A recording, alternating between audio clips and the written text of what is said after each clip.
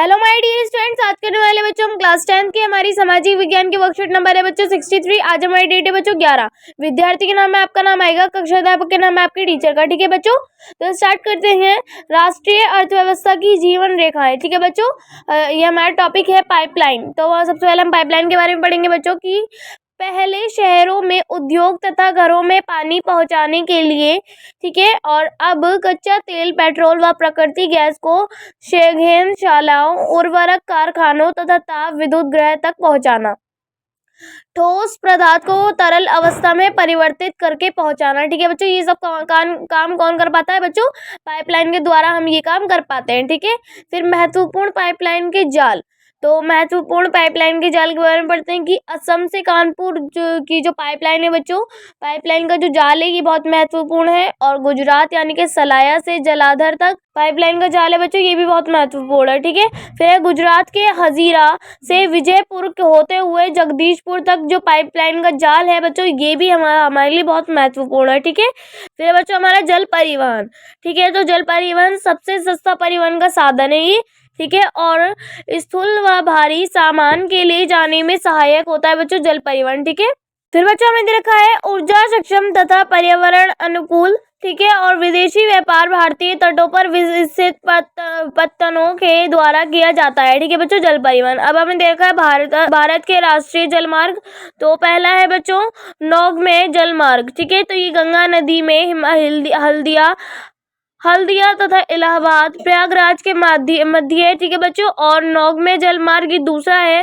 ठीक है, और ये ब्रह्मपुत्र नदी में सदिया व गोबरी के मध्य है। ठीक है, और नौगमे जलमार्ग बच्चों ये तीसरा जो है ये है बच्चों हमारा केरल से पश्चिमी तटीय नहर के मध्य है। और नौगमे जलमार्ग की फोर्थ जो है बच्चों ये है हमारा काकीनाडा और पुडुचेरी नहर स्टेज के साथ बच्चों साथ गोदावरी एवं कृष्णा नदी का विशेष विस्तार है। ठीक है, और नौगमे जलमार्ग जो फिफ्थ है बच्चों ये मातई नदी व महानदी डेल्टा के मध्य ब्राह्मणी नदी का विस्तार है। ठीक है बच्चों, ये हो गया हमारा। अब हमें नीचे बच्चों निम्नलिखित प्रश्नों के उत्तर दीजिए। तो बच्चों हमें यहाँ पर दो क्वेश्चंस दे रखे हैं। फर्स्ट क्वेश्चन है कि भारत के प्रमुख राष्ट्रीय जलमार्गों का वर्णन कीजिए, और सेकंड क्वेश्चन है पाइपलाइन का महत्व लिखिए। ठीक है बच्चों, तो चलिए इनका आंसर कर लेते हैं बच्चों। तो बच्चों हमारा फर्स्ट क्वेश्चन था कि भारत के प्रमुख राष्ट्रीय जलमार्गों का वर्णन कीजिए। तो बच्चों आप इसका आंसर लिखेंगे। पहला राष्ट्रीय जलमार्ग, पहला यह गंगा नदी में हल्दिया से प्रयागराज के बीच है। और दूसरा राष्ट्रीय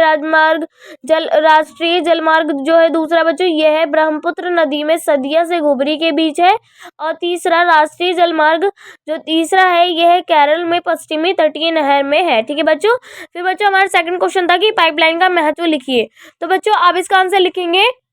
तो बच्चों आप इसका आंसर लिखेंगे कि पहला यह परिवहन का सस्ता माध्यम है। दूसरा है कि इसके रखरखाव की लागत बहुत कम होती है।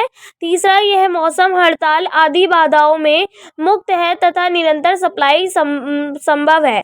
और फोर्थ लिख देंगे आप बच्चों इसका पॉइंट कि इसे कहीं